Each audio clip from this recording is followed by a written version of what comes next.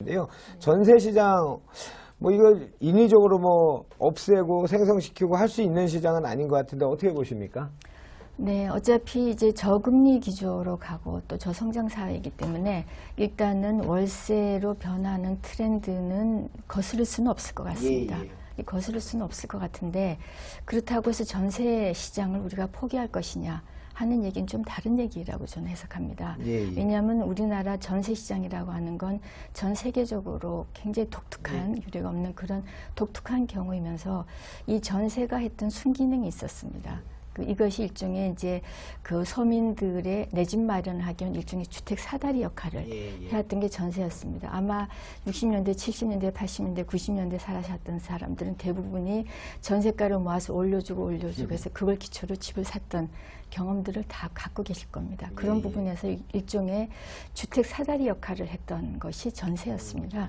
그렇기 때문에 이 전세가 2011년도에 비해서 지금 한 10% 정도, 여기에는 이제 준전세까지 포함해서 이제 하니까 준전세, 전세 부분이 한 64% 정도 된다면, 그다음에 준월세, 이제 순수 월세 부분이 한 뭐 36% 정도 이 정도 되는 수준으로 이제 월세가 많이 올라갔습니다.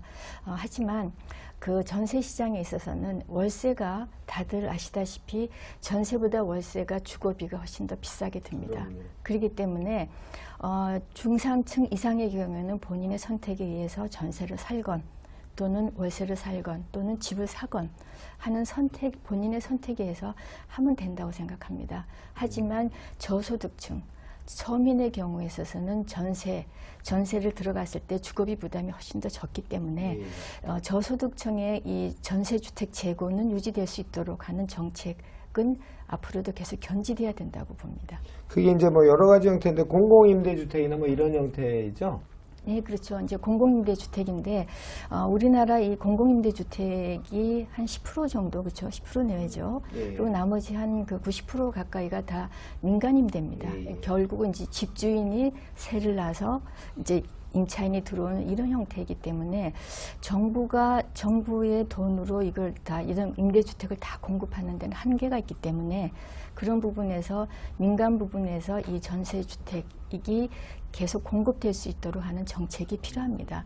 지금 전세주택이 나올 수 있는 건 공공주택에서 나온 거는 기업형 임대주택. 그건 월세잖아요, 그것도요. 근데 이제 그 부분은 그래도 안정적으로 되고 있지 않습니까? 그리고 지금 정부가 전세 대책으로 있는 게 주로 전세 자금 용자 쪽으로 가고 있습니다. 근데 그런 전세 자금 용자는 물론 전세인들에게 급한 불을 꺼줄 수 있는 순기능은 있지만 오히려 전세 수요를 더 많이 늘리는 이제 그런 부분이 있고, 그래서 오히려 전세인에게 자금을 지원하기보다는 저소득층, 그러니까 서민형 전세주택을 제공하는 사람에게 혜택을 주는 인센티브. 그러니까는 저소득층 전세주택 공급자에게 양도소득세 혜택이라든가 이런 세제 혜택을 줘서 저소득층의 전세주택이 공급될 수 있도록 하는 그런 정책도 앞으로는 좀 적극적으로 검토돼야 되지 않을까 생각합니다. 지금은 뭐 그 아까 얘기하셨던 임대시장의 90%를 차지한 건 민간 임대사업자들 자체가